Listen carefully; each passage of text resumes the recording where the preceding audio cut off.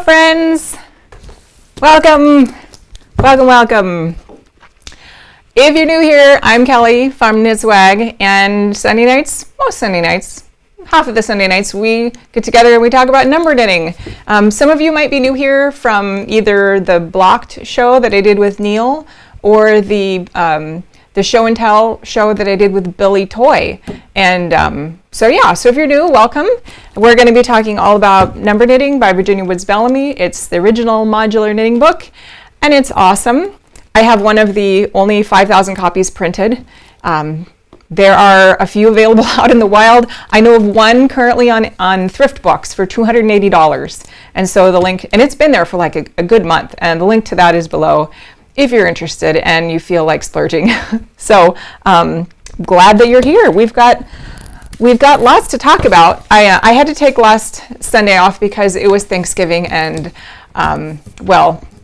family get-togethers and holidays can be exhausting.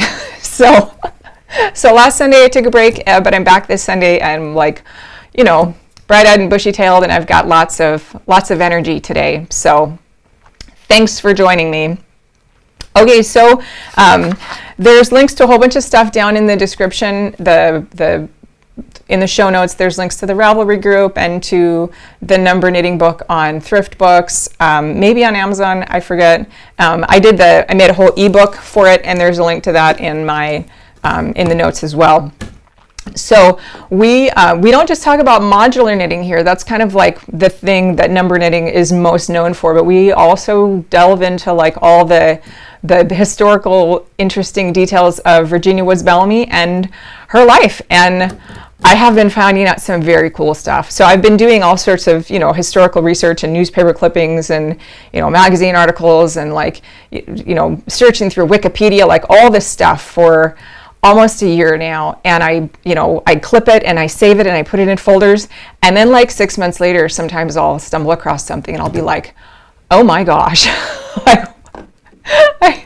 I don't even remember looking at this before, yet here it is in a folder on my computer. So that's exciting. So I have a little bit of that today. Anita, welcome. I also in the link down below, there's the Time Toast timeline that I've been working on. So I got to show you that. That's it's a labor of love. I'm trying now to update it every every week a little bit more. So let's take a look at that. So this is the Time Toast timeline that I've put together for Virginia. And if you haven't been on this before, because I had never used this website, I'd never heard of it before I started this. This is my one and only timeline. But you can view it either as like a linear timeline, like right to left, or I guess left to right, or you can view it as a list.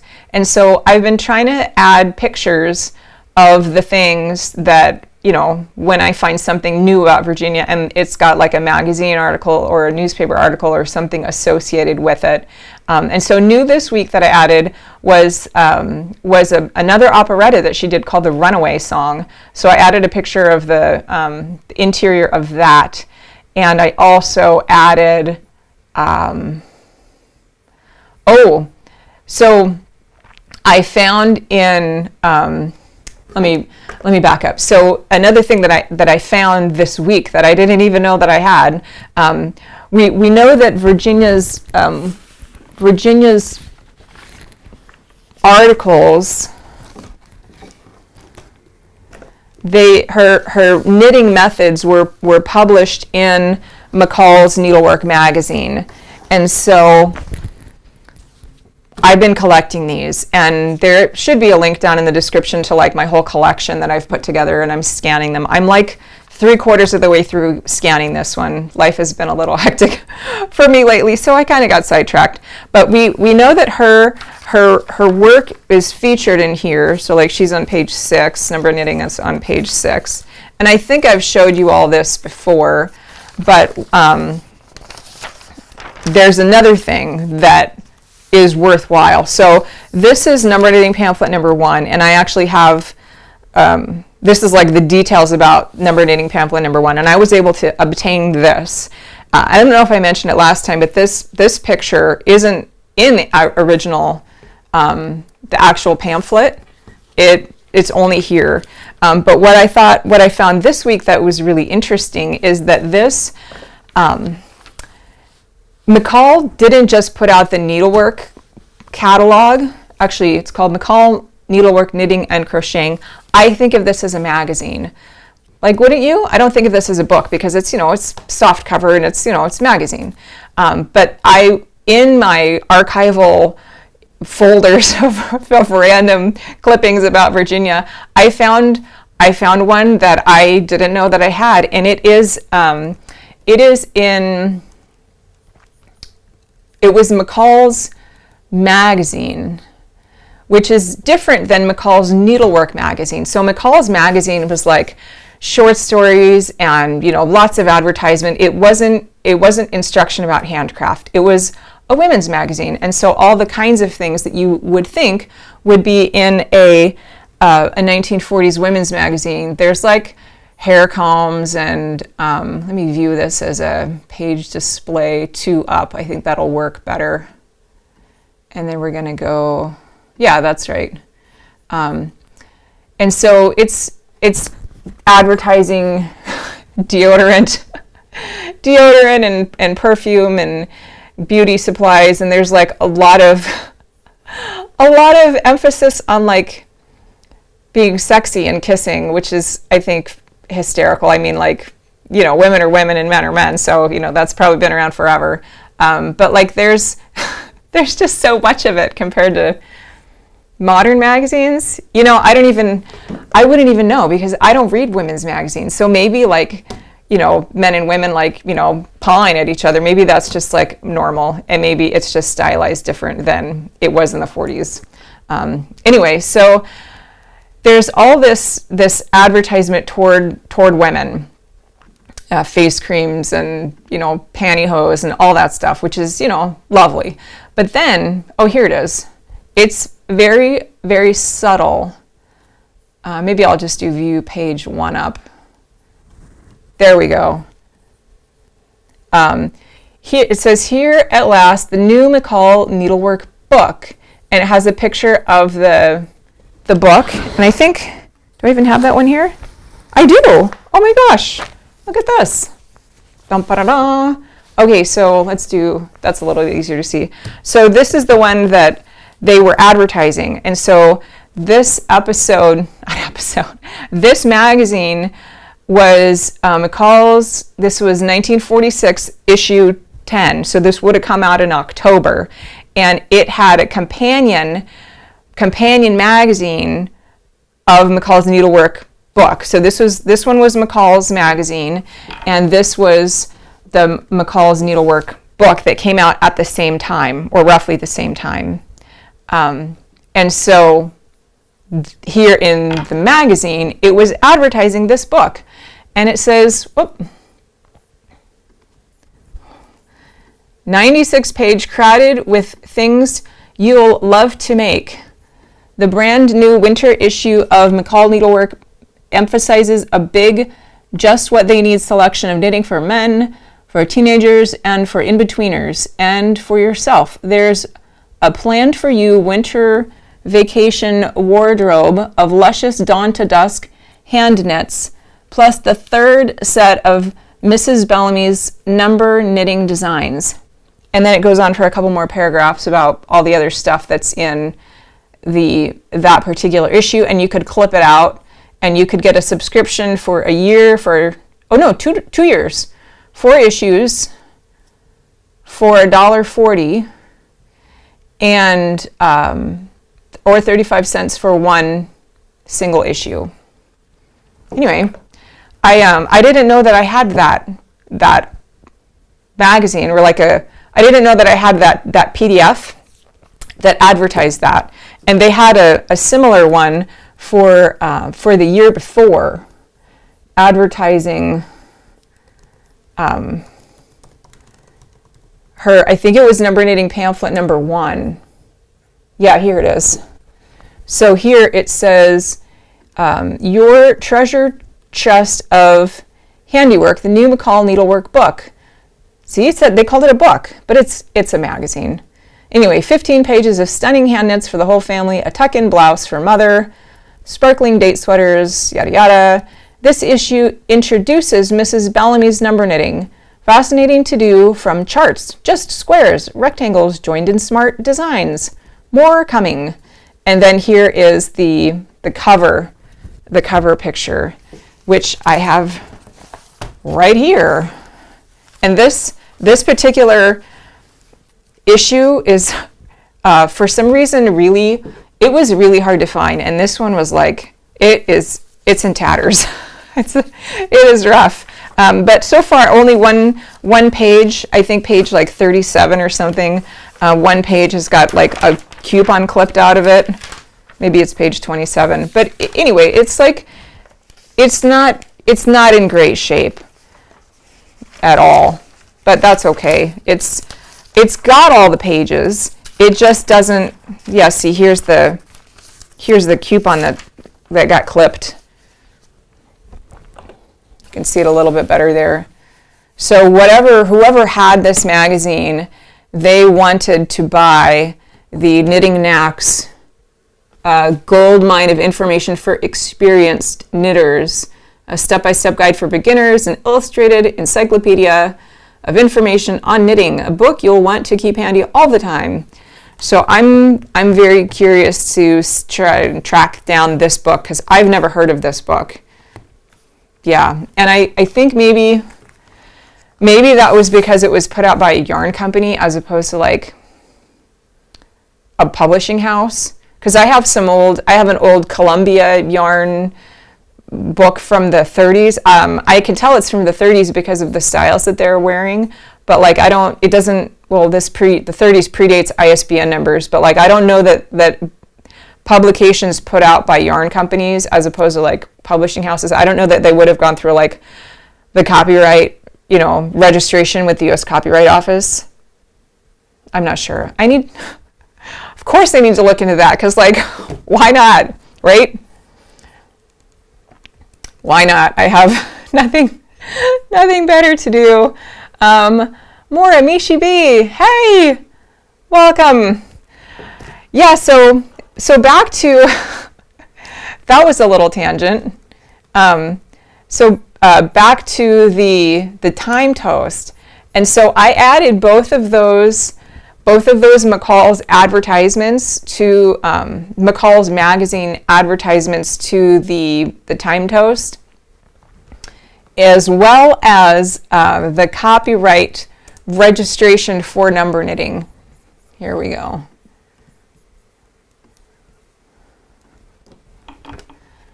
So I'm going to view this as a list again. So copyright. Here it is, number knitting copyright registered. It was November 17th, 1952. And it was actually, I think the book was actually published in December of 52, I believe. So it would have been published the following month after the copyright. And then also I added, well, there's a lot of references to McCall's on here. So in 1945, October 1st, 1945, there was this one, and you can click on any of these to see like a bigger picture. Oh no, it just like expands to fill it. Yeah, and then also here is the one from 1946. And I apologize, these images are not great, and I don't know why. But maybe going forward maybe I could figure that out in my spare time. Anyway, so that was the new archival, well, that was some of the archival research. That's the stuff that I added to the time toast. Yeah. Oh, Anita wants to know what is a rotator cuff. So, rotator cuff, for those who English is not their first language, it is, and it's been a long time since physiology class in college, but I'm pretty sure this is right. The socket where your upper arm, which I forget what it's called, where this goes into and like attaches to your shoulder, that's like the whole cuff area. And so when like that's messed up, life can be bad. So, and that would impair your knitting, of course.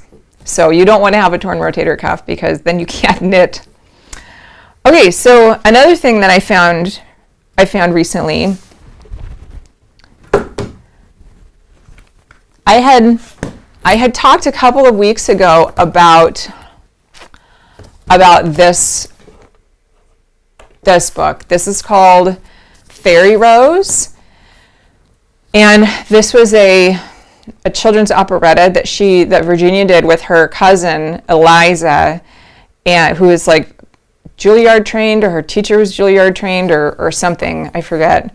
But Eliza was very educated and highly trained musically, like, which, you know, knowing Virginia's family history and their education level, the fact that her cousin was like a professional pianist, composer type, like, of course. And so I'm still looking for someone to play this for me. And like, I'm not a musician, and so I don't know how big of a deal it is to just, like, if you know how to read sheet music, just like plop yourself down on the piano and go for it. I don't know how hard that is. I suppose if you're good enough reading sheet music and playing the piano, it's probably not hard. But I can't play the piano and I can't read sheet music, and so like all I can do is read the words on the page, which I haven't done yet. But if you are musically inclined and you want to help me with this, I would very much like to send this to you, because I want to know what this sounds like, because all of these notes on the page, it doesn't mean anything to me at all. I have no. This could be German for, you know, and I'd be able to read it just as well. So yeah, so I could use some help with that. But then I also found, and I think I remember how I found this in the Time Toast. Yeah, in the Time Toast there was a publishing. It was an advertisement from like a music magazine or sheet music or something. Let me find it real quick, because it was in like 1919 or 1920 or something. Let's look for operetta. Maybe advertisement. Let's see if I can find it. Nope.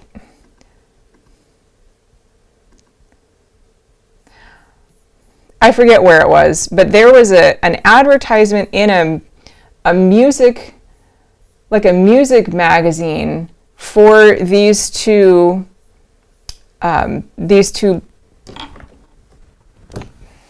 maybe I haven't posted it to Time Toast yet, but there was an advertisement for these two things, for both the Fairy Rose and a second one that they did together called Runaway Song. And this one I was actually able to obtain a copy of this, a loaner copy, because this is probably the only one in existence, and so they're not going to let me keep it. But this was from, there we go. This was from Purdue University, and it's tremendous. I've never seen anything quite like this. So first off, it's got this little checkout card. No one has ever checked it out, except for me. I mean, maybe at some point, probably not, but maybe like in the time between when they put the sticker on and when they instituted like the digital checkout thing where you just like scan it, maybe someone's checked it out, but I really don't think so. But anyway, in here it says, I've never seen one of these little cards before. It's like you could put a piece of paper in there, and it says, Public Library, Fort Wayne and Allen County, Indiana, extracts from rules maybe they're like library rules. It says a fine of 2 cents a day shall be paid on each volume not returned when book is due. Injuries to books and losses must be made good. Cardholders must promptly notify the librarian of change of residence under penalty of forfeiture of card. And then it says extract from state law. Whoever shall willfully or mischievously cut, mark, mutilate, write in or upon, or otherwise deface any book, magazine, newspaper, or other property of any library organized under the laws of the state shall be fined not less than $10, nor more than $100. Acme Library Card Pocket. Keep your card in this pocket. So maybe the library card used to like slip in there, because I remember like when library cards used to be like cardstock, and this is not. This is paper.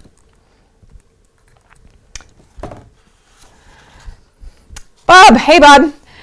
Yeah, so this is the Runaway Song, but in the interior of this, they have the Runaway Song. It is a musical fantasy for young folks. It is in 3 acts, and it is 80 cents, and it has the edition number. Fisher, I believe, is J. Fisher and Brothers, the Fisher edition number. So if you wanted to buy this, it would be number 5046. Now, it also advertises in this the Fairy Rose, which I'm guessing came out like a couple of years earlier, but I don't know that there's a date in here. I'm thinking it's like 21. Let's see when this one was. Because this one, Fairy Rose, does not advertise the Runaway Song, and there's no date. So this one would have been written first, and then this one would have been written second. Yeah, it's got 3 acts. It has the scenes, the characters, and a description. I think I put a copy of this page on Time Toast, so you can check that out. Yeah, it's 1921. I'm thinking that the Fairy Rose might have been like 1919 or 1920, but this one was 21. Well, maybe this one has a date in the footer. No date. Okay, so this is a Fairy Rose is a 1 act, and this is a 3 act. And for those of you who are thespians or like into acting, that probably makes more sense to you than to me, because I never did drama. So I'm thinking 3 act is just longer. Maybe there's more to it than that. If you know, leave a note in the comments for what an act, like what the technical definition of it is, because I don't know. Okay. Yeah, so it's 3 acts music, and I need someone to play it if you're feeling ambitious. And then we go to the back, and then there's here in the back it says there's another book that they're advertising by a different author called the Teeny Weeny Music Book for Piano by Marx E. Orbendorfer, and that's $1. Okay. Last thing in this book that I think is really cool, it's got this, I've never seen a book interior that's got a built-in pocket before. Oh, wow. So I don't know if you can see it on the screen, but this thing is hand trimmed, and you can see where they made a little mistake. Like somebody must have had an X-Acto knife, and they trimmed this out and like hand folded this thing to glue in when they were doing this book binding. That's pretty neat. Okay, so this has a this is just the words. So I guess like the book here, the piano part is what you would give to like the accompanist. Don't know if I'm saying that right, but what's new? And then it has this little like leaflet thing in the back, and it's called the Runaway Song Book of Words, and they even have instructions: file in envelope at back of book. And this is interesting because all the other notes in this thing, they're all written in pencil, and they're handwriting, they're like cursive. But over here, this one is written in red. Is that red ink? It's red ink in not cursive. What's printing? Is that what it's called? Printing when it's not cursive? I think so. I think now it's just called handwriting. Anyway, yeah, so this is written in red ink in printing. And so I kind of wonder if like this was written later, like decades later. I'm not sure. But yeah, so it's just the all the words for the children to sing. I think if I was to try to read this, it would be easier for me to like read this part, just the words, instead of getting like hung up with trying to read the words here. I think this would be a lot easier for me because it's just English. It's not music notes.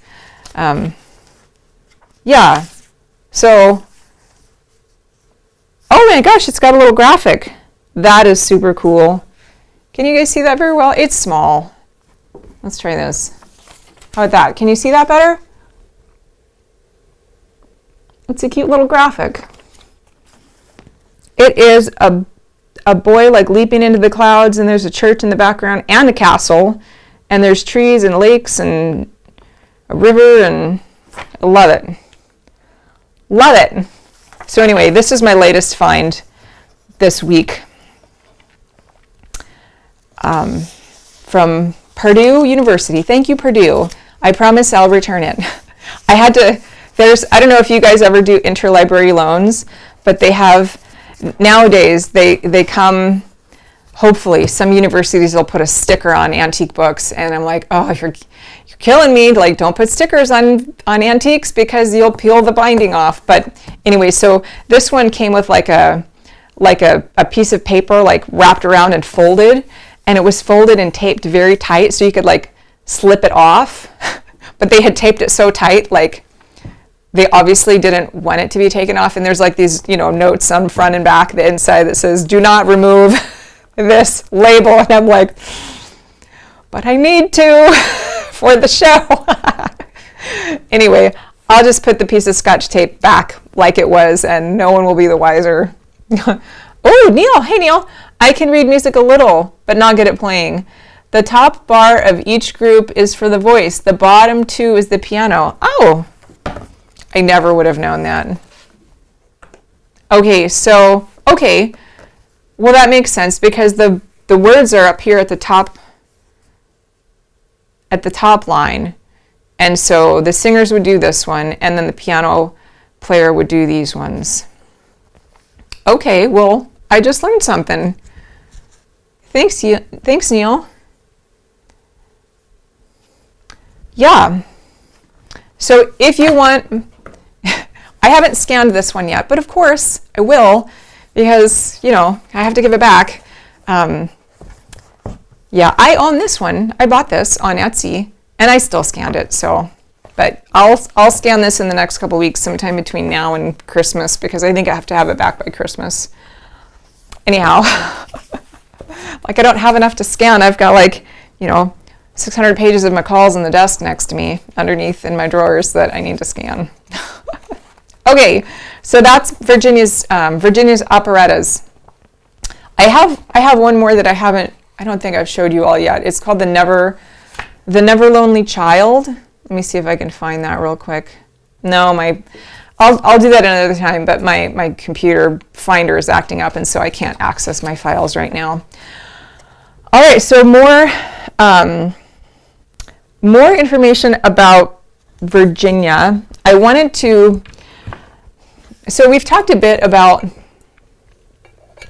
the people in her life, and specifically the ones that are listed in the book. And if you turn to the book on page, where is it? I think it's in the introduction. In the what is number knitting section, it looks like it's going to be, she kind of sprinkles in the names of the people in this section, but like it really ramps up on page 12. Like the people she mentions a lot of people here, and we've talked about a lot of those people, and there's a bunch more of those people kind of sprinkled throughout the book. But in my research, I've also been finding other associated people that she doesn't mention in the book that are like just as interesting. And the reason that I mean, I don't know, I can only speculate why she didn't mention them, maybe because they were like from earlier in her life and they had nothing to do with number knitting. But I think that even just because they were a part of her life, you know, some of them for years, like her two husbands, like it would be really interesting to know more about them. And so the first one, her first husband was Lawton McCall, and he was this very educated. I think he had a master's degree in, I don't know, English or literary or journalism or something, but he was a writer, and they lived in New York, and they were like high society people, and they had like club memberships to the fancy social clubs, and he was like really into food. He became a food like critic and actually wrote like food critic books, like best restaurants in New York kind of things, kind of books like, you know, back in the 40s, 50s, 60s. So like long before the whole idea of food blogger, I think like before even Zagat's was a thing. He was the food writer of New York. And so he was really into food, really into the social scene, and he was a writer. And he wrote probably a lot of books. I've started reading one of them. And the reason is because it's his most, let me see if I can bring it up, because I had it up, but then of course my web browser crashed that had it up. Let me find it.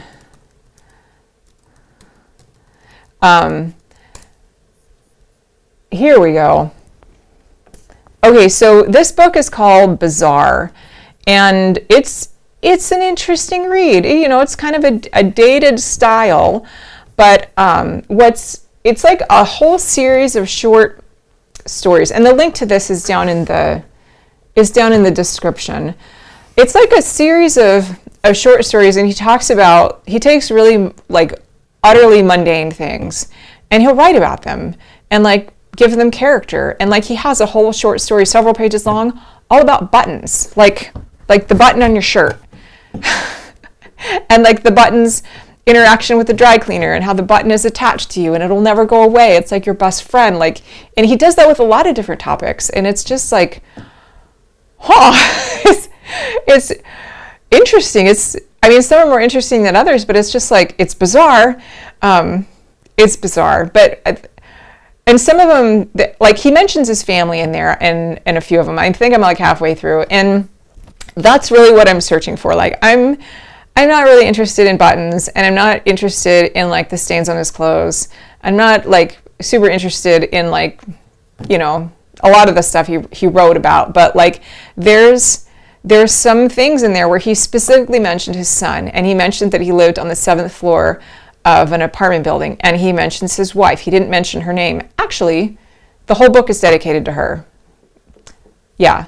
But so I'm trying to pull out details from that about like his life whenever he mentions the family and the household and Virginia, and just try to extract some information from that. And so here's what I learned. I learned they lived on the 7th floor. I learned that they had a cook.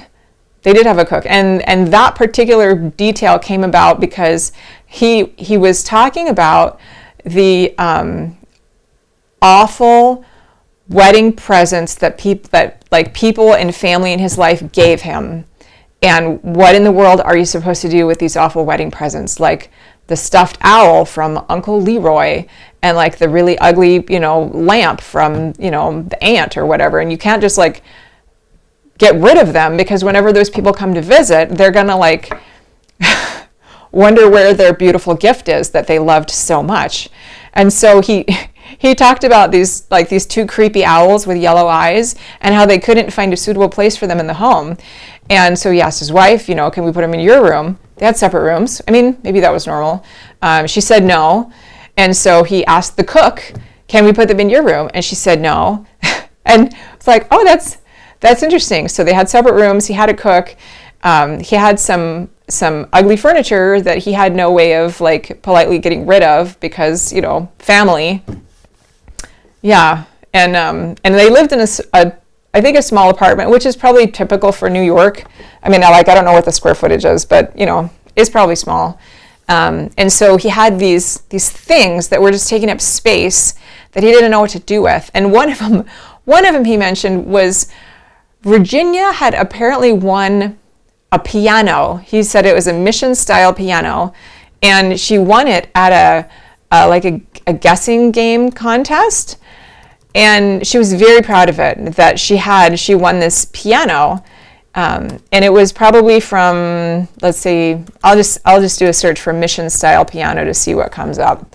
So here's some examples of a mission style piano. And I don't know if like this is mission style furniture, like Craftsman furniture, and I'm familiar with that. But he mentions that theirs had like yellow glass panes in it. And so I wonder if I could find something like that with glass panes.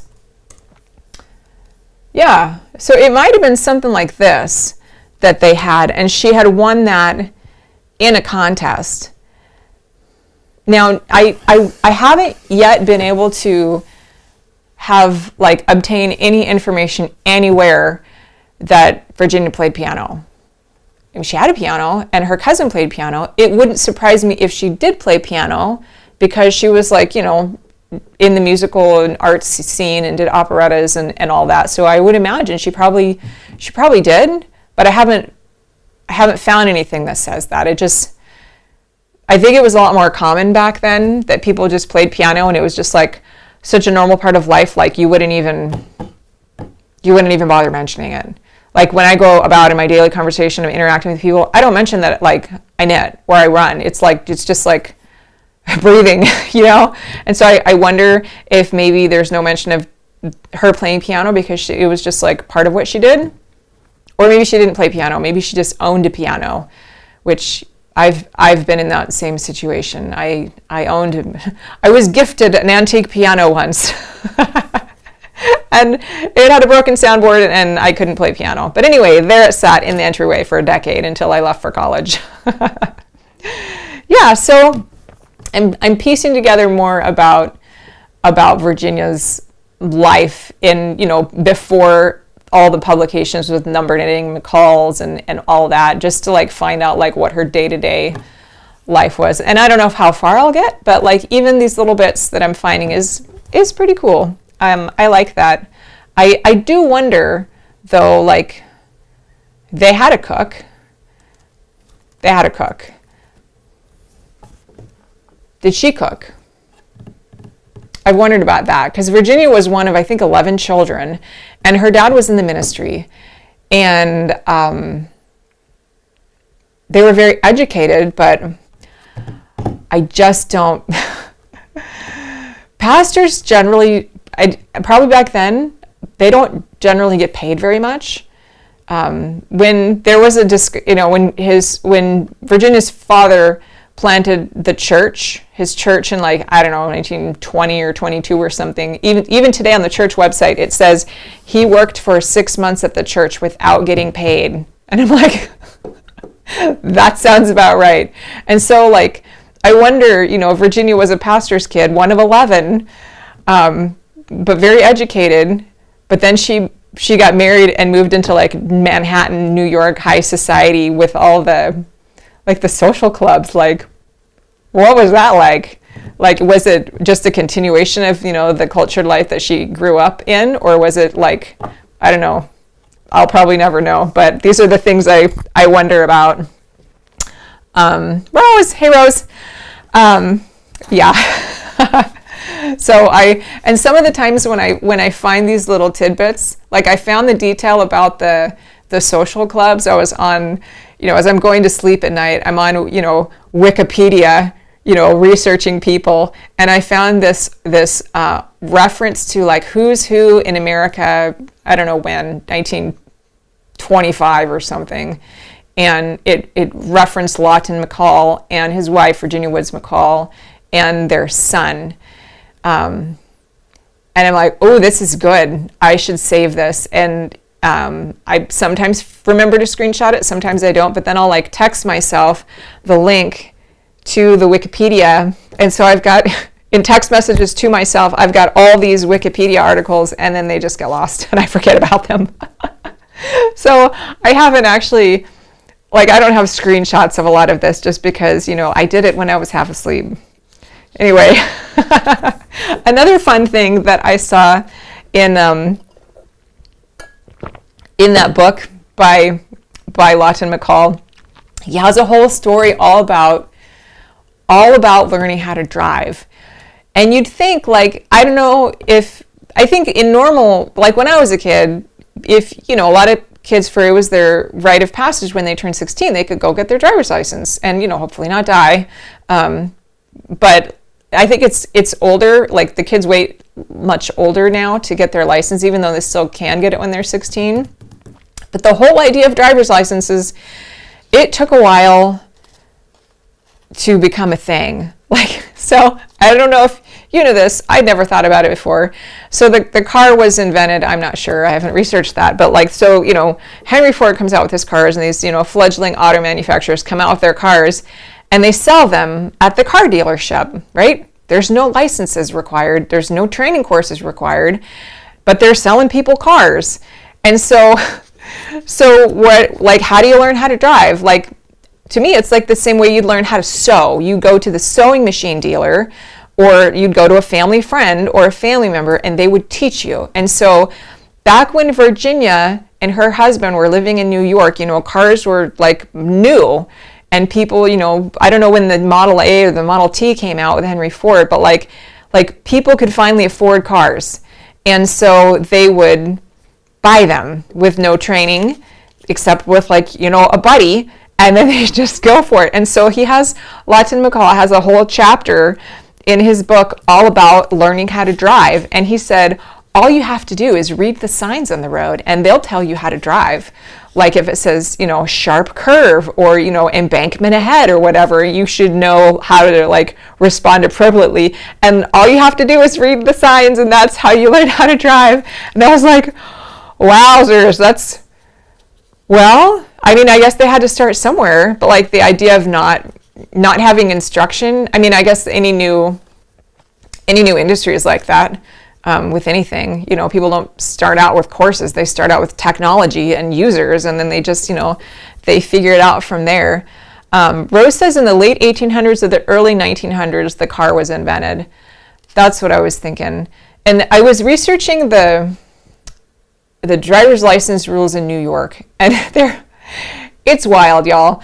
So they had, at first you just had to get a certificate to like that you owned the car, or you registered the car, and it was I don't know, $1 or maybe $10 for your whole lifetime, and you never had to renew it or anything.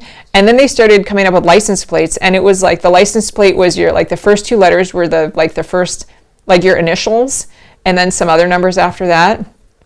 And then they just said, we should give people, they should have licenses to operate these things. And so they started out with, you could get a chauffeur license. So if you were a professional driver driving other people, you had to get a special license for that. And then there was kind of a casual driver's license. If you were driving no more than 10 days a year, you didn't even need a license.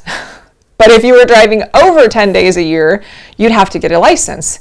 And I don't know if there was any test involved. Maybe it was just a fee. And so the whole idea of a driver's license in New York, because Virginia lived in New York City in, the 20s. Yeah, the 20s. She lived there from at least 1914 to, 1930-ish. She lived in New York. And so she was a part of the whole, she was coming of age when the car was being introduced, and so she was living it, and you didn't even need a license, you just hop in and go. which is wild. And I don't remember, I don't know if you all remember a few months ago when we talked about Hilda Libby Ives, one of Virginia's, I'm going to see if I can find her picture, she's great. It was called Tropical tropical leaf car throw. There we go. Okay, so this is the tropical leaf car throw. And let's make this bigger. It's this one. And so here we've got this unnamed woman. It's not Julia Vanden Bogart. Oh, I need to research her. There we go. Add that to my list. This woman is Hilda Libby Ives, and Hilda was one of Virginia's friends. She's mentioned in the beginning of the book, and this was a 1940 Chevy Windsor, so I figured that out. This is Dr. Hilda Libby Ives, who she was in ministry and wrote a book, but there's one section in her book that talks about her driving, and she was like, was driving through a blizzard with her 2 kids, like on, bumpy roads, dirt roads. It was like a big adventure. And I think that happened probably in the 20s, like at the same time period as like when you didn't have to have a license to drive. You just you just hop in and go. And she describes it as being quite an adventure. And so, yes, yes, Dr. Hilda, it must have been an adventure. Okay, so that's about New York State driver's license, which is awesome and hysterical. So there was another article or another short story in the Lawton McCall book, which I closed it, but I forget what it's called. But he was kind of, I'm guessing, kind of clumsy. The first article in the first short story in his book is all about how he spills food on himself. And all the spots on his jackets, and his dry cleaner can't get them out, or I don't know, whatever they did for cleaning back in 1915. His cleaner can't get them out, and he uses like toxic chemicals, and he's always spilling food on himself. And I think there was some other mention somewhere in the book about ink and like ink smudges on things.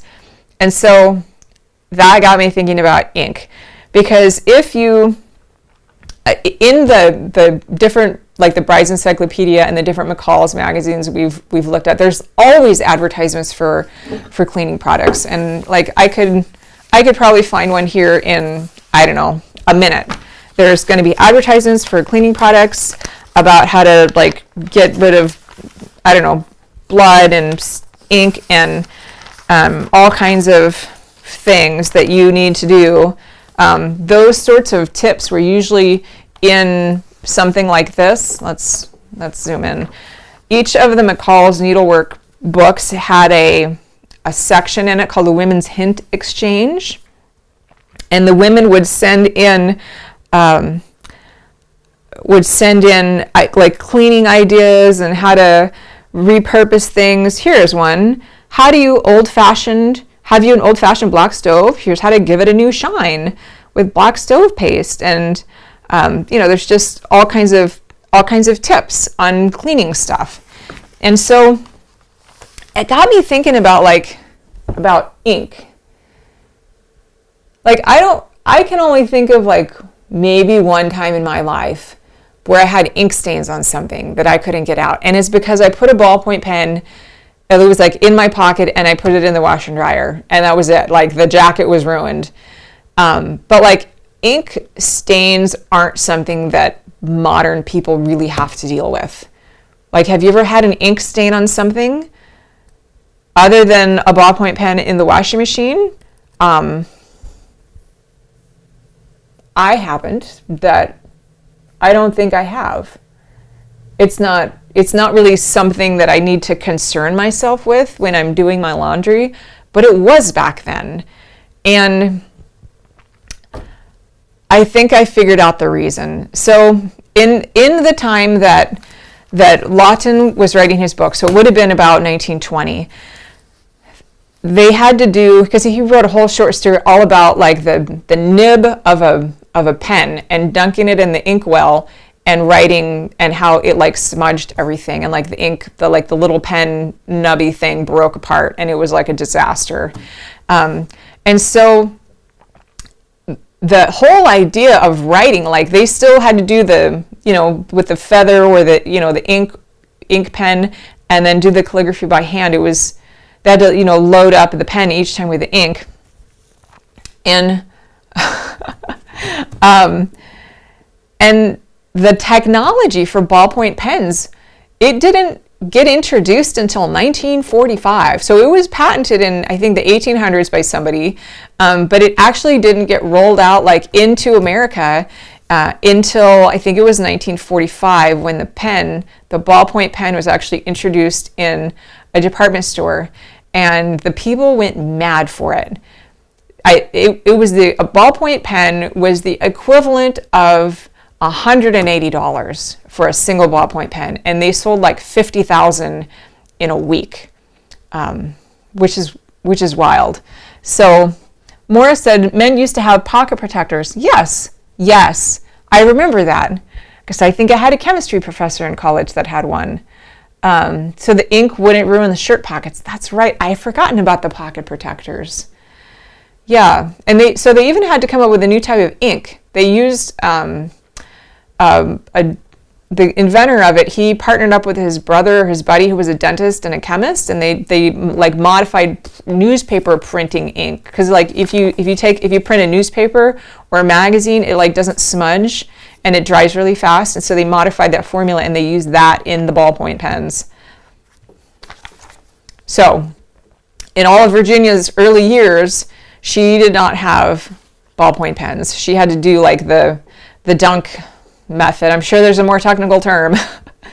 So like the whole idea of a ballpoint pen would have been like brand new the year that these magazines came out, and I'm gonna have to look for ballpoint pen advertisements. Anyway, I think it's neat from like a historical perspective. There's so many things that we take for granted now, just like normal everyday modern technology that like weren't a thing back when Virginia was developing all this. So even that's something to think about. The charts in the book. So these might have been ballpoint, I'm not sure. So the charts in the book, because this was published in 52, so this could have been ballpoint pen.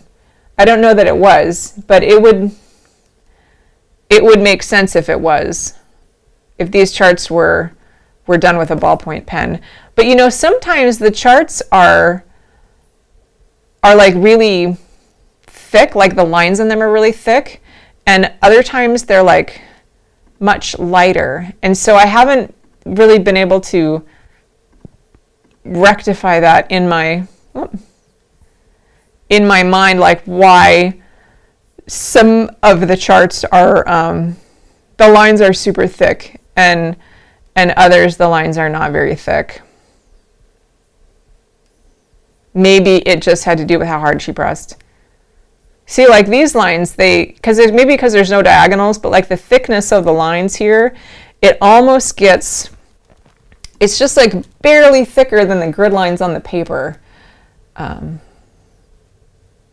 Yeah, so I wonder, I don't know what kind of ink pen technology they used to make this, but I would be very curious. Another rabbit trail to go down. Morris says they used to use fountain pens before ballpoints, so they weren't dipping pens in ink. I need to figure out, like, what's a fountain pen? I suppose I could just Google it. Anita says, I got my license in the size of a credit card with a hologram and all the works.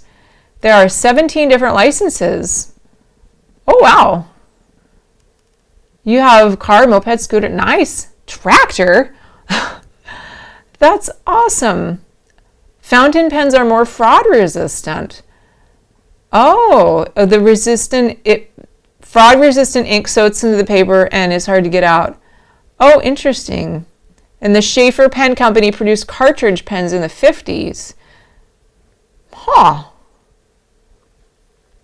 Wow, that's very cool. In my pen research, I found that the first production pens were put out, like, they were used in World War II, either like the Peruvian army or the Portuguese army or the Brazilian army or something.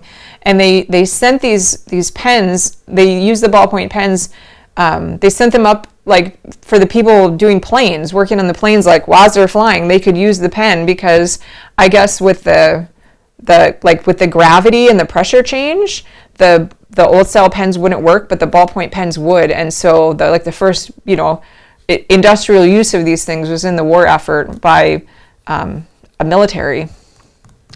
Fountain pen has a balloon inside. Oh, that you filled with ink.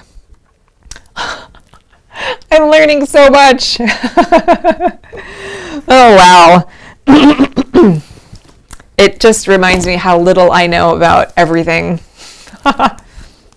Okay, so that is Bizarre by Lawton McCall.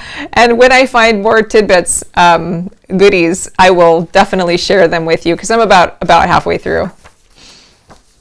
All right, so I thought it'd be fun to write, to do another poem, another one of Virginia's poems. So if you haven't seen this one before, this is, does the light show? Not really. This is her book, And the Evening and the Morning. It was published by her friend Thea Wheelwright. Thea Wheelwright by the Bond Wheelwright Company. Bond Wheelwright was Thea's husband, who had passed some years before. But anyway, so Thea Wheelwright was friends with Virginia, and she published this poem right after Virginia passed. And she wanted to do it. She wanted to do it before Virginia passed, but Virginia passed suddenly. And there's a whole description there. So if you want to pause the video and read that, it's heart-wrenching. And then it continues on. Okay, so as I've been going through this book, I found that she organized it.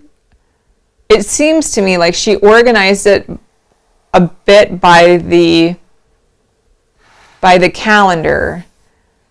So like here, for example, there's Easter stuff, and then there's, as you go through the poems, you'll see that it's like summer stuff and garden stuff, and then fall stuff, and then like Christmas, and then goodbye. And like this whole last section is like her saying goodbye, which is like, oh my gosh, it's ouch. It's hard. But anyway, so I thought it'd be fun to read one of her November poems. I know it's December now, but anyway, I didn't show up last week. So this one is called November Moth.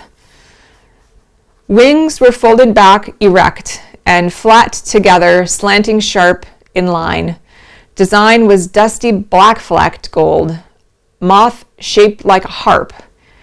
Each leg a scrap of bended thread, held strongly to the summer screen. Nothing so delicate, newly dead, could hold more beauty than had been. I thought, lifting the window high to touch the point of wing, a spear moveless, and wondered how he came to die, cold and alone imprisoned here.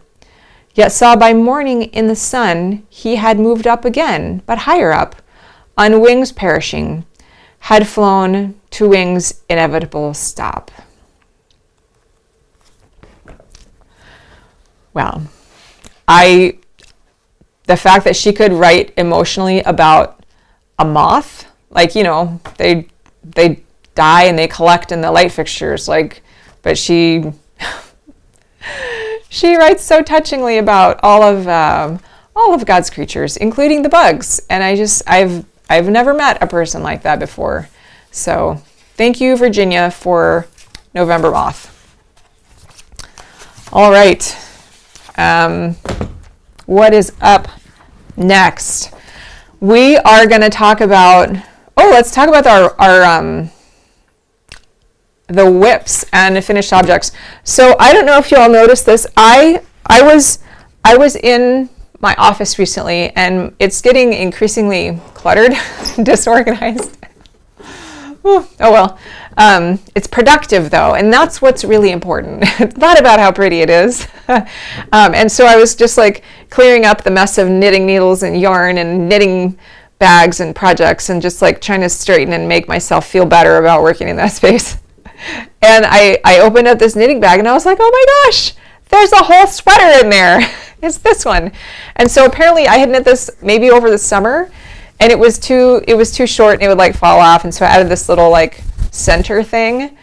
And then it's the same front and back. And then I stuffed it in a bag and I never wove in the ends. And then I forgot about it. And here we are in December, and I pull it out and I was like, bonus sweater. So I wove in, I took, I don't know, 10 minutes or so. I wove in the ends and that's it. So this is nice. This one is called, let's find it. It's called Linen Blouse. And it's not made of linen. Mine is wool. The original one was Linen Blouse. Linen. Let's find it. Here it is. So this is the original one. She used a much finer gauge of yarn than I did, and so mine doesn't look so lacy. Yeah. Maybe I used a smaller needle with bigger yarn. I'm not sure. What does she say to do?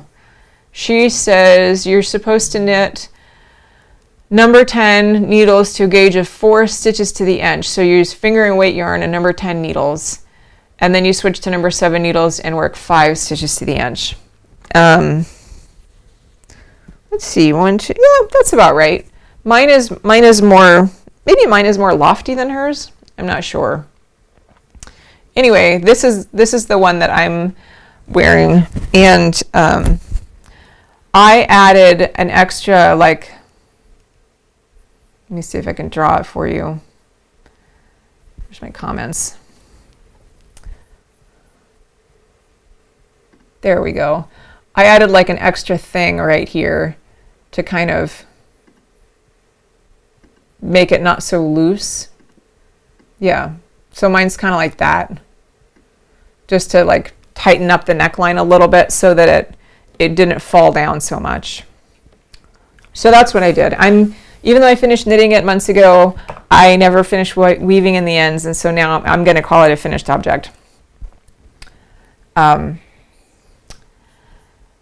Rose says linen doesn't have as much loft as wool. You know, that makes sense. That does make sense. Is this linen? Linen, because I have another one that I knit with linen. Is it here? Oh dear, there's like 100 sweaters and shawls next to me, so it could take a while to find. But it was very heavy, and I wasn't quite sure what to do about that, because it was probably light in the summer, but maybe the yarn that I used was too thick. Maybe it was more of like a DK weight instead of a fingering weight. Anyway, I'll have to knit another one and find out. All right, another finished object. No, another whip that I'm working on. This is, ooh.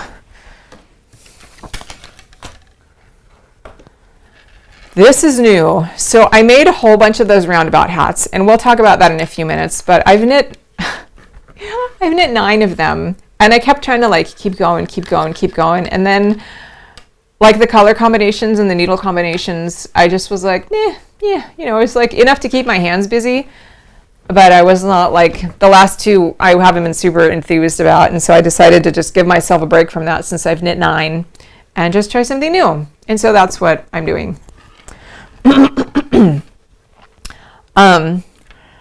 So this is not garter stitch, which is a little bit unusual for me, but this is like maybe like a DK or worsted or in between. I used to be more confident at like choosing, like being able to describe yarns, and I'm really not anymore. So anyway, this is, I think, a size 6 needle, and it works well with this yarn.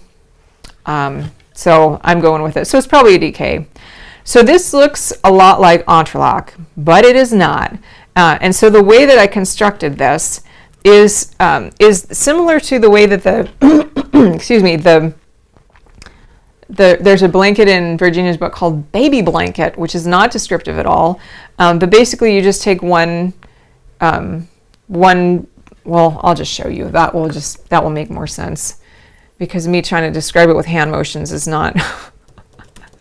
That's not helpful. Baby blanket. All right, it's on page 68. So this is Baby Blanket, and the way that she did her chart on this, it is a little puzzling, but just ignore the fact that there's like pink and blue, right? Well, ignore that. So the general concept I want you to grasp with this is that all of the squares are the squares adjacent to them are in a different orientation. So like all these ones are going to be up and down, and all these other ones are going to be side to side. That's what I want you to grasp right now. So you can see how they kind of make like this basket weave pattern, you know, this way and then this way and this way and this way. So this hat thing that I'm making is that same idea, only it is in stockinette. It's not in garter stitch. And I did that because I felt like this hat, this would be too thick, and maybe I would feel differently if I lived in a cold country, but I don't. I live in the South, and so I like lighter hats.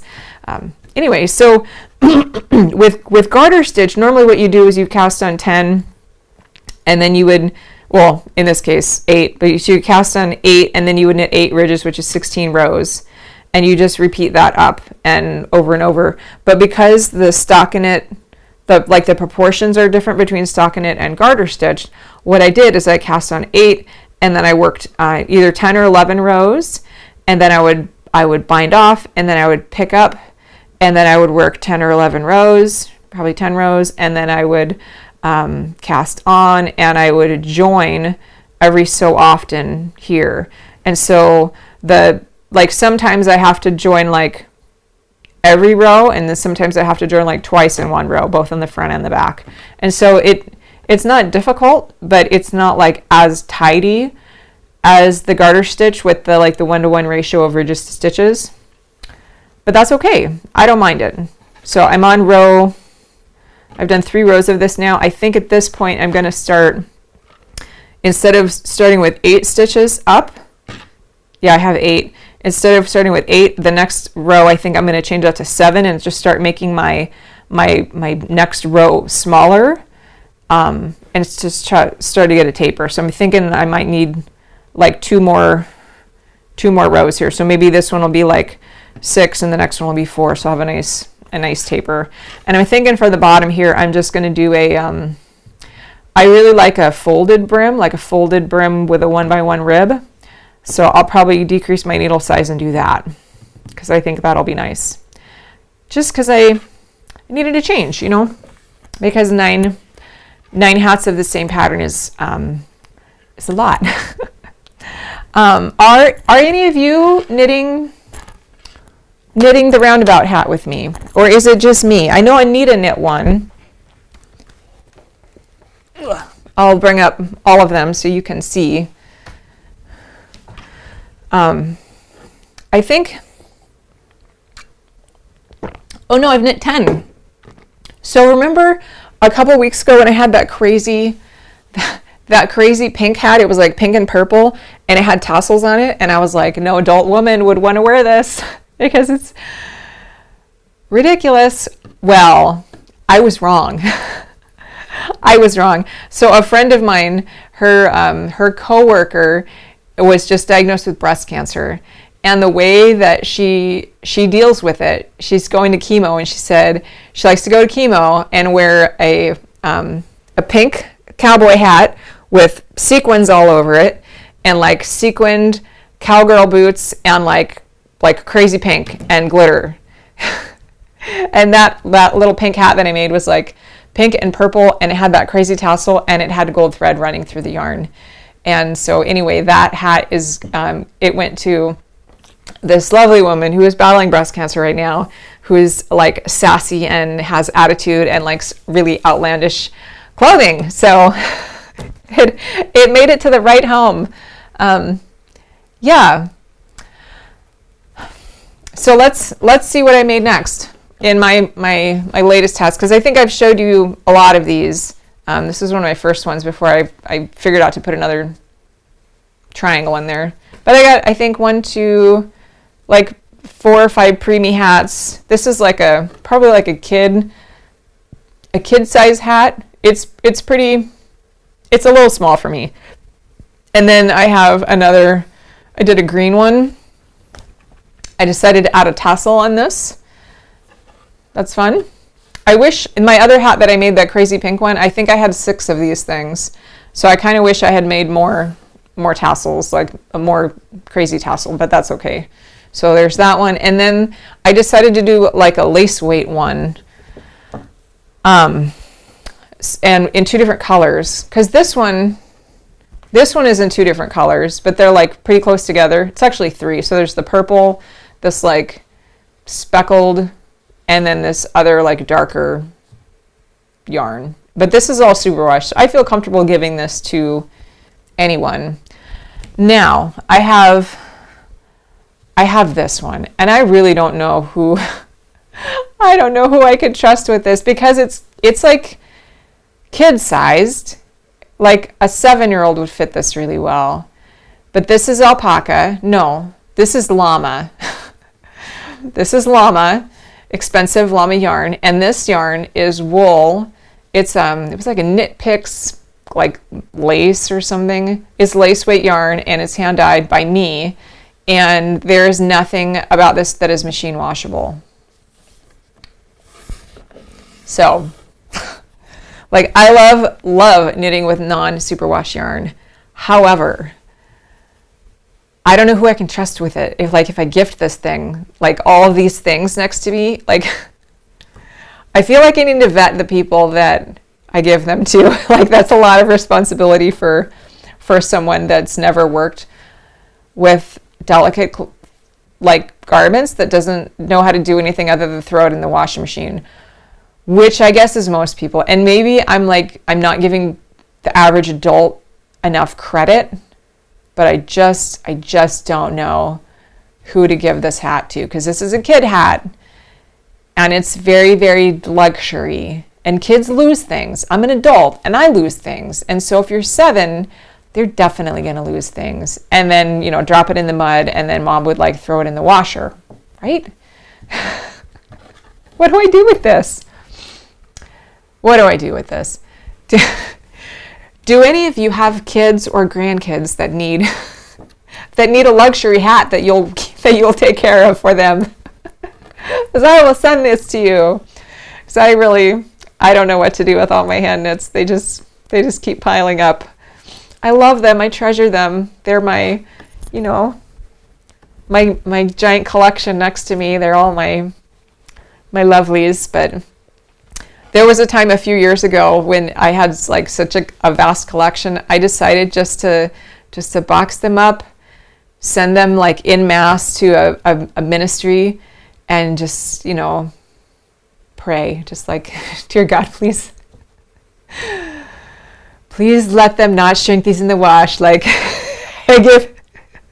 I release this into your hands. I don't know whatever happened to them.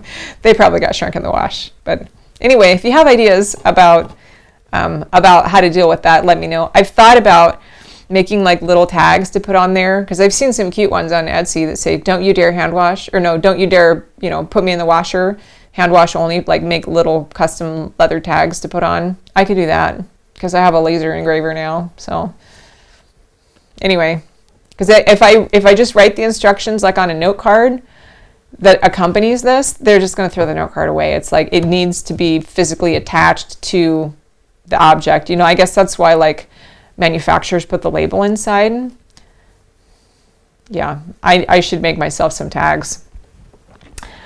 One of the ladies in my knitting group just got her first grandbaby. Oh, ooh, I think I need your address, Rose. I got some. Is it a boy or a girl? Yeah, let me know. And because I have colors for both. As far as the tassel, it's easy. It's just I-cord. That's it. I-cord. And I did like about yay much I-cord, and then I folded it in thirds, and I like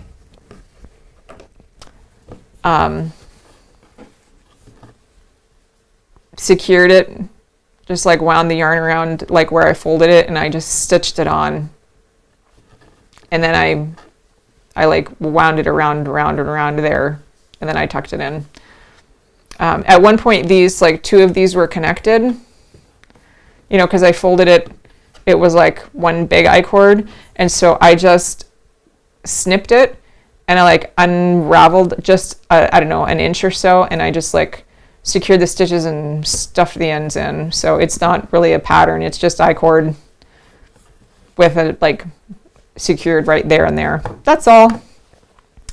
Maybe I shouldn't like write it off so quickly, because I see pattern designers that sell stuff on Etsy and Ravelry, and they've sold a lot of them, and a lot of people have like tagged their projects, and they're like, how to knit a stockinette stitch blanket. Like I had a sister-in-law, she actually paid money for instructions about how to knit a stockinette stitch blanket. Like for real, like cast on 100, knit one row, purl one row, repeat until it's 20 inches, bind off. And I was like, you paid for that? I didn't say that. That's what I thought though. But she was really proud of it, and she needed a pattern. So I guess there's patterns for everybody. Oh man. Yeah, so she's a girl. Right on. It's coming at you. I'm glad it's going to go to a trustworthy home. That's that warms my heart, because there's I think I mentioned her a couple weeks ago, a lady on Instagram, Chicken Lady Fiber Arts. I butchered her name last time, and she's collecting hats for some mom's ministry. Oh, hold on, these are not superwash. Oh, but these ones are. Like I can send all those to her, because they can put these in the washing machine. But like this was like a fingering weight, merino single, and it is definitely not superwash. So yeah, so I have like the superwash and the non-superwash pile. So I will distribute those accordingly, so no one gets heartbroken, either me just thinking about what might happen, or the new mom when she finds out that she's ruined her gift in the washing machine. Okay, let's see what else I have. So Anita, you knitted the Roundabout hat. Yeah, and that's still, the link to that is in the description below if you're watching this in the future, and that'll be up through the end of the end of the month, December 2023. End of the month and the end of the year. After I posted that, I realized it had some typos and it only came in one size, but you'll probably figure it out. And at some point I'll correct the typos and maybe add some description about like knitting it in different sizes, but I haven't got that far. So it's free. Anyway, did you guys have any questions for me about any of the other number knitting patterns in the book that you have been working on, wondering about? Anything?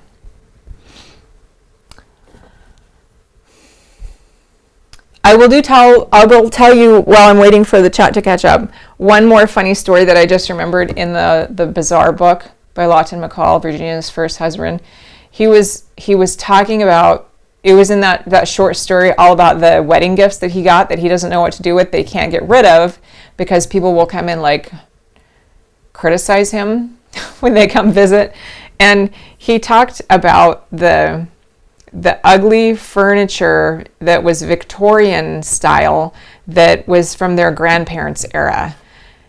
And I kind of felt like, I mean, Victorian stuff was pretty gaudy, very, very, I mean, yeah, a lot of it was pretty gaudy, very ornamental, like lots of clutter, lots of dark, and, you know, it was a very cluttered time, you know, design-wise, very busy.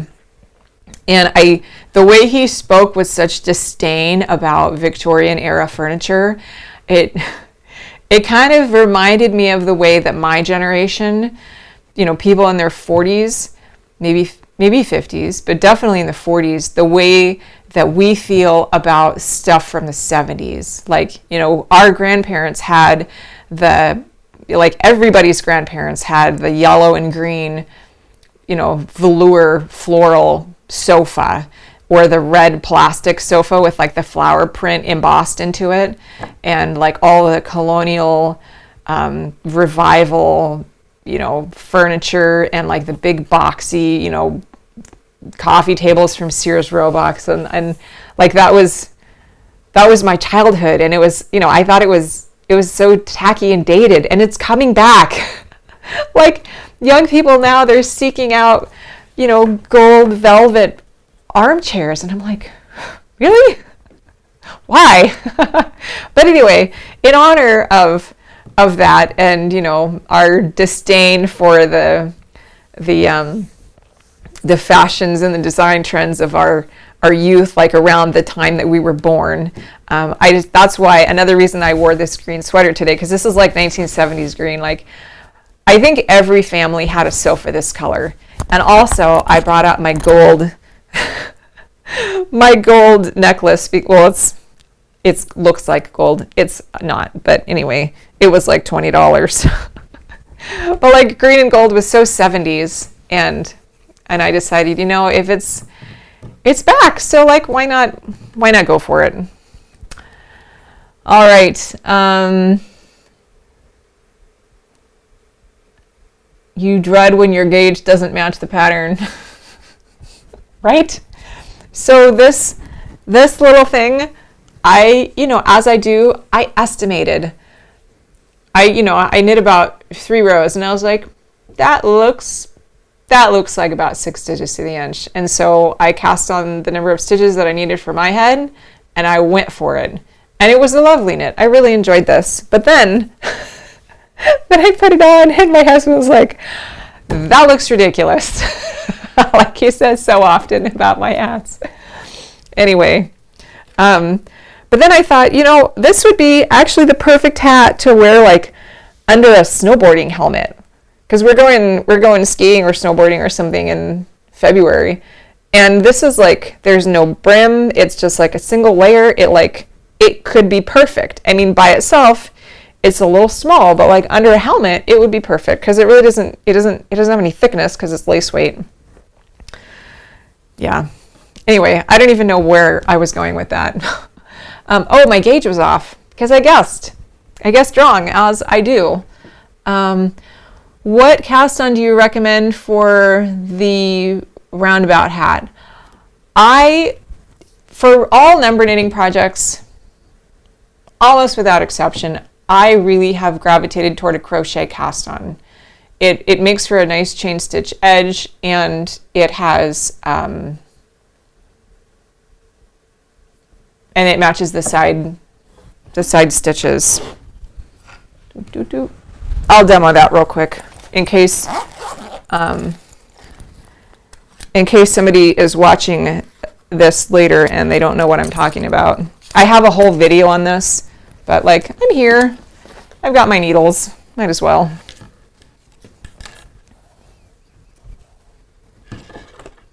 All right, so you're gonna make a slip knot, as one does. Gonna put your hook on it.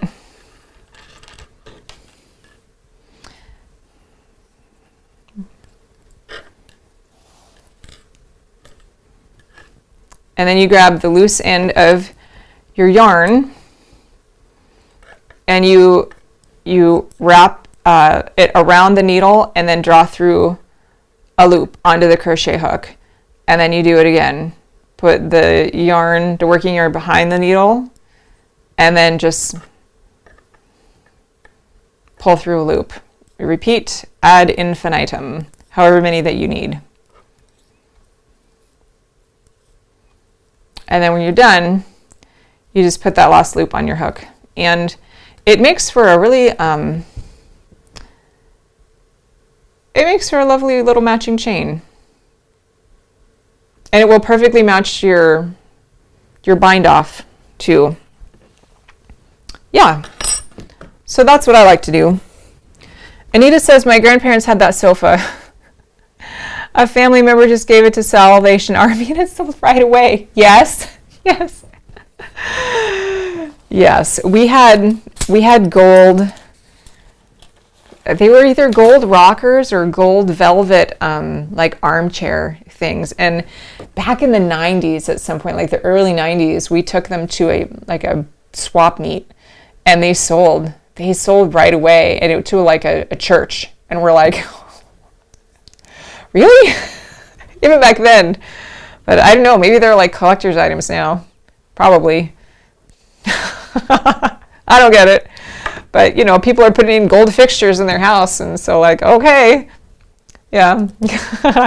So, did you have any other questions about the Roundabout hat or any other number knitting things? I'm really glad that you came. Oh, I forgot to mention, I don't know if I mentioned it or not. I'm assuming that I didn't because I don't remember. Down in the description, there was a link to, a few weeks ago, I was interviewed by a woman named Billy Toy. She is in New York, and she has a 1940s vintage knitting show called Show and Tell. And she had me on, and we talked for like an hour and a half about number knitting, because that's what I do. And that went really great. And so the link to that is below. Also, the week before she had me on, she had Susan Strawn on. And I don't know if you're familiar with who Susan Strawn is, but she wrote a book some years ago called Knitting America. Yeah, I think it was called Knitting America. And it was like the history of knitting in America, like from the, pre-colonial era all the way up to modern day. And she's got like all these, extant examples of like, hats they found in the upper East and like New York and stuff, and just like all kinds of really great research that she did about the culture of knitting in America and like the different types of things that we would make for different wars and homespun and like homemade cloth and stockings and like all of it. And it was great. And so she also has done some articles about Virginia, specifically about number knitting and Virginia's poetry, and a couple of, I think it was Interweave Knits or maybe Piecework Magazine, Knitting Traditions. All three of those are put out by Interweave Press in Colorado, and she's had a few articles in there. Anyway, so if you're interested in hearing another person talk about Virginia, because there's two of us that talk about Virginia. Be sure to watch that show as well, because it was very insightful. And she and her writing partner Anne Broughton, they have a little bit different take on things, and I think Anne actually has at some point got to talk with Jane, which was awesome. And Susan actually has some of Virginia's pieces that she knit, which is just tremendous. So be sure to watch both of those because they're both really great shows. Yeah. Oh, more. Yeah, it was a great interview, wasn't it? The avocado green and yucky gold appliances. My fridge was yellow. Yes. My fridge was yellow, as probably were some of your fridges. Fortunately now mine's stainless, but back then it was yellow. Anyway, I think that's it. It's 7:30, so I'm gonna sign off for the night, and yeah, so I'm probably gonna see you again in about 2 weeks. I think I should be in town. Yeah, so in 2 weeks, that's going to be the 17th. So it'll be right before Christmas. I'm probably going to take off I'm definitely going to take off the 24th and the 31st. And so after that, the next one will be on January 7th. So maybe next one on the 17th, we could do something Christmas themed. I don't know what or how, but anyway, I'll think on that. Thanks for coming. I appreciate the fact that you come and listen to me talk and chat with me, because this is better with you all here. So I appreciate that very much. Yeah, I think that's it. And I hope that you all have a really great evening and week, and we'll see you next time. All right. Bye, everybody.